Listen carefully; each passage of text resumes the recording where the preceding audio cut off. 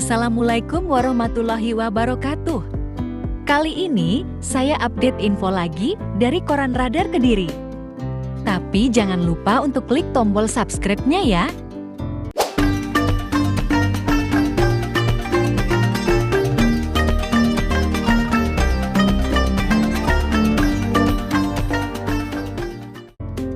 Satu jam hujan, Tarokan dikepung banjir. JP Radar Kediri. Hujan deras yang mengguyur Kabupaten Kediri kemarin sore membuat Kecamatan Tarokan dikepung banjir. Air bah meluap ke jalan raya dan ke perkampungan warga di beberapa desa. Pemicunya karena Sungai Kolokoso tidak mampu menampung debit air yang terus naik. Akibatnya, pelengsengan Sungai Kolokoso di Desa Jati jebol. Pantauan Jawa Pos Radar Kediri. Hujan mengguyur wilayah barat sungai sejak pukul 15 kemarin. Hujan deras yang turun selama sekitar 1 jam itu membuat air sungai meluap ke perkampungan. Akibatnya banjir melanda semua desa di Kecamatan Tarokan. Suwito, 50, warga dusun Desa Kaliboto, Kecamatan Tarokan mengatakan banjir kemarin sore merupakan yang terparah selama beberapa tahun terakhir. Biasanya hanya genangan, sekarang mulai masuk perkampungan dan rumah warga, akunnya.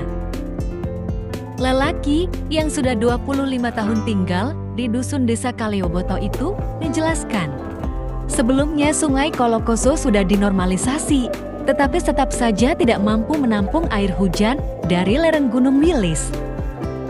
Sungainya perlu dinormalisasi lagi. Bila perlu diperlebar, lanjutnya. Terpisah Camat Tarokan Suharsono membenarkan jika banjir kemarin terjadi merata hampir di semua desa. Ini saya masih keliling, jelasnya sekitar pukul 17 kemarin. Menurutnya ada beberapa desa yang kondisinya cukup parah, yaitu Desa Kaliboto, Desa Jati, dan Desa Cengkok.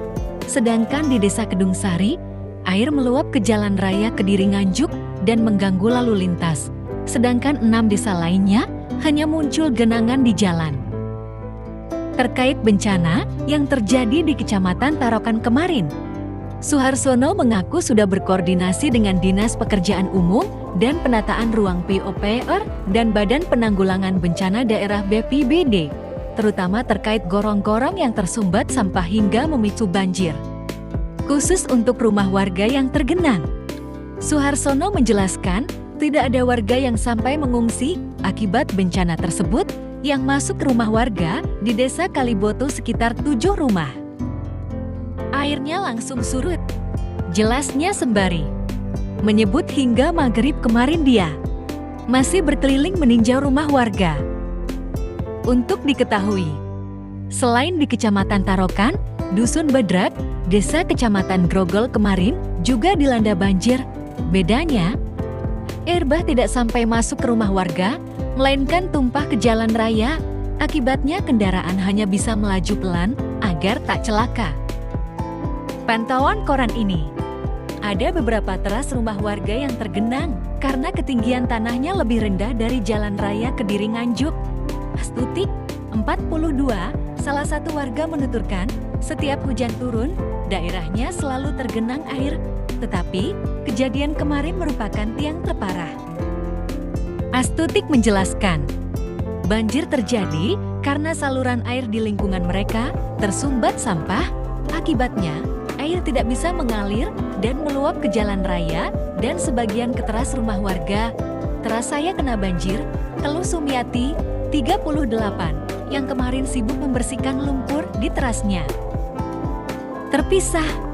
Kepala Pelaksana Badan Penanggulangan Bencana Daerah BPBD Kabupaten Kediri, Edi Suprapto menjelaskan, hingga maghrib kemarin timnya masih melakukan asesmen banjir di Kecamatan Tarokan. Identifikasi awal kami, Sungai Kolokoso ini jebol, titiknya ada di Desa Jati, aku ide. Tanggul sungai yang jebol itulah yang menurutnya membuat sungai meluap. Sebelum masuk ke perkampungan, limpahan air bah juga merendam area persawahan. Hingga pukul 17 kemarin Edi mengaku belum menerima laporan kerugian akibat bencana tersebut. Sementara itu, Genangan juga sempat muncul di kota Kediri saat hujan deras kemarin siang, diantaranya di Jalan Brawijaya, Jalan Patimura, Jalan Hasanuddin, dan beberapa ruas jalan lainnya.